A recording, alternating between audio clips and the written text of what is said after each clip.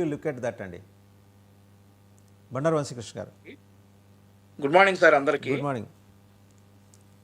యాక్చువల్గా నిన్న విజయవాడలో ఒక పండగ వంశీకృష్ణ గారు, మీరు మొదలెట్టే ముందర ఒక ప్రశ్న. ఇంత పెద్ద సదస్సు జరుగుతుంటే మీరు వెళ్ళి విదేశాలకు కూర్చున్నారేంటి? నా పర్సనల్ వర్క్ వల్ల వచ్చానండి. దట్ ఈస్ నాట్, అదేం కాదు, నాకు వేరే పర్సనల్ వర్క్ ఉండి వచ్చాను అంతే. ఐ థాట్ అంటే మంచి సదస్సు కదా అనే ఉద్దేశంతో అడిగాను అంతే. అవునండి, నేను వేరే పర్సనల్ వర్క్ ఉండి వచ్చాను. నిన్న ఒక పండగ వాతావరణం సార్ విజయవాడ మొత్తం, మా వాళ్ళందరూ కూడా చెప్పారు.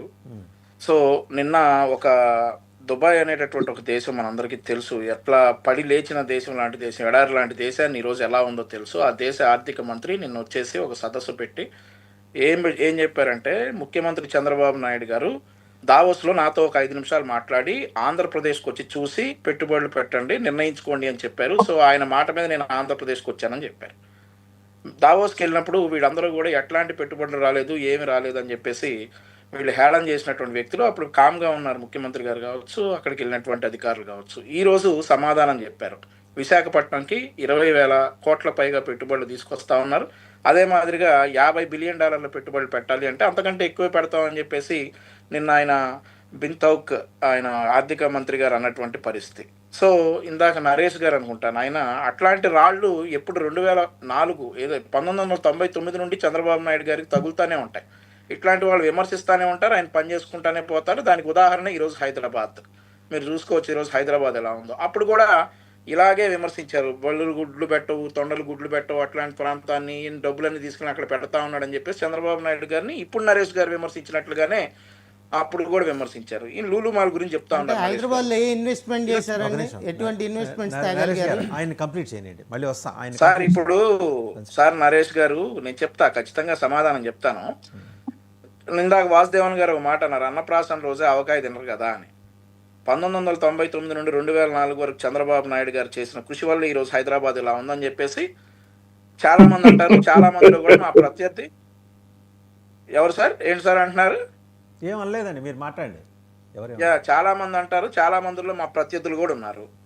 అదే మాదిరిగా అమరావతి కడతానంటే అవహేళన చేశారు. ఆ తర్వాత 5 సంవత్సరాలు దాన్ని అటకెక్కించారు. ఇంకొక విషయం ఏంటంటే, ఒక కంపెనీ తీసుకురావాలంటే కొన్ని సంవత్సరాలు పడుతుంది. అట్లాంటిది పంపించేసేయాలంటే అరగంట చాలు. ఏదైతే కియా అనుబంధ పరిశ్రమలు ఉన్నాయో, ఒకసారి ఆ కియా అనుబంధ పరిశ్రమను ఎలా పంపించారో తెలుసు, జాకీ పరిశ్రమను ఎలా పంపించారో తెలుసు, లూలు ఎలా వెళ్ళిపోయిందో నిన్న ఆయన యూసఫ్ అలీ గారు చెప్తా ఉన్నారు. అట్లాంటి పరిస్థితుల్లో ఈరోజు మళ్ళీ ఆంధ్రప్రదేశ్ రాష్ట్రానికి ఇంత భారీ ఎత్తున పెట్టుబడులు రావటం నిజంగా మన అదృష్టంగా మనం భావించాలి.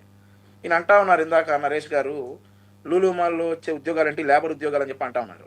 5,000 కంటే ఎక్కువే వస్తాయి డెఫినెట్గా. వాలంటీర్లకి గత వైఎస్ఆర్ కాంగ్రెస్ పార్టీ ఇచ్చినటువంటి 5,000 రూపాయల ఉద్యోగాల కంటే గౌరవప్రదమైన ఉద్యోగాలే డెఫినెట్లీ వస్తాయి లూలు మాల్లో. ఒక మాల్ వచ్చింది అంటే డెవలప్ అవుతారనే దాని మీద చూసుకోవాలా సార్. క్రాస్ టాక్ చేస్తే అర్థం కాదు సార్, మీరేం మాట్లాడుతున్నారు అర్థం కాదు. మీరు చెప్పే సోదం తిన్నాం కదా, మీరు చెప్పే సోదం తిన్నప్పుడు వినండి. ఆంధ్రప్రదేశ్ రాష్ట్రం గురించి ఎక్కడో హైదరాబాద్లో కూర్చొని రాళ్ళు వేయటం కాదు, వినండి. రండి, ఆంధ్రప్రదేశ్కి రండి, చూడండి, పరిస్థితులు చూడండి ఎలా ఉన్నాయో చూడండి. మీరు ఇప్పుడు అభూత కల్పనలో చంద్రబాబు నాయుడు గారు ఇట్లా ఇవన్నీ సృష్టిస్తారని అన్నప్పుడు అనంతపురం పోండి.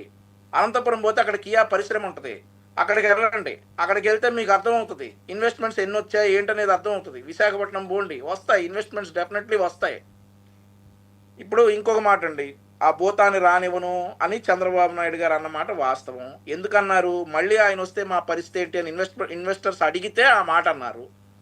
ఇంకో మాట కూడా అన్నారు, రాజకీయంగా భూస్థాపితం చేస్తానన్నారు. కానీ వీళ్ళేమో మరి జగన్మోహన్ రెడ్డిని భూస్థాపితం చేస్తానన్నాడు చంద్రబాబు నాయుడు గారు అని చెప్పేసి వీళ్ళు చెప్పుకుంటున్నటువంటి పరిస్థితి. నిన్న జరిగిన సదస్సులో ఈయన లూలు మాల్ చైర్మన్ గారు కూడా చెప్పారు, గత ప్రభుత్వం చేసినటువంటి వేరే కారణాల వల్ల నేను ఇక్కడ నుంచి వెళ్ళిపోయాను. మళ్ళీ కూటమి ప్రభుత్వం వచ్చిన తర్వాత లూలు మాల్ని నేను విశాఖపట్నంలో, విజయవాడలో నిర్మించడానికి రెడీగా ఉన్నానని చెప్పేసి యూసఫ్ అలీ గారు అన్నటువంటి పరిస్థితి.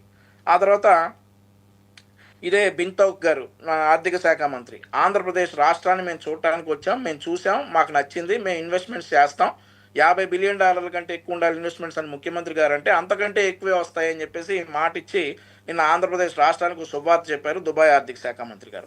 సో ఇన్ని రకాలుగా పెట్టుబడులను ఆకర్షిస్తూ ఉన్నాం. ఏదైతే దావోస్లో ఒప్పందం జరిగిందో, దావోస్లో మీరు ఒకసారి ఆంధ్రప్రదేశ్ రాష్ట్రానికి రండి అని అన్నారు, 6 నెలల్లోనే వచ్చారు. ఇట్లాంటి ఇన్వెస్టర్స్ ఇంకా వస్తారు. 26వ తారీఖు ముఖ్యమంత్రి గారు సింగపూర్ వెళ్తా ఉన్నారు. సింగపూర్లో కూడా మరిన్ని ఇన్వెస్ట్మెంట్ మీటింగ్స్ జరుగుతాయి. డెఫినెట్లీ ఆంధ్రప్రదేశ్ రాష్ట్రం ఎవరు ఎన్ని రాళ్ళు వేసినా కానీ ముందుకు వెళ్తా ఉందని చెప్పి వంశీకృష్ణ గారు ఇందాక ఒకటి చెప్పారు, $50 బిలియన్ పెట్టుబడి పెట్టడానికి దుబాయ్ ముందుకు వచ్చిందంటే ఇట్స్ వెల్కమింగ్ జెస్చర్ అండి. ఎందుకంటే మీరు గమనిస్తే ఒక చిన్న comparison, China Pakistan economic corridor మీద, గ్వాదర్ పోర్ట్ మీద $50 బిలియన్ ఖర్చు పెట్టింది. అంత మొత్తం నిజంగా మనకు వస్తే డెఫినెట్లీ వేరే ప్రపంచం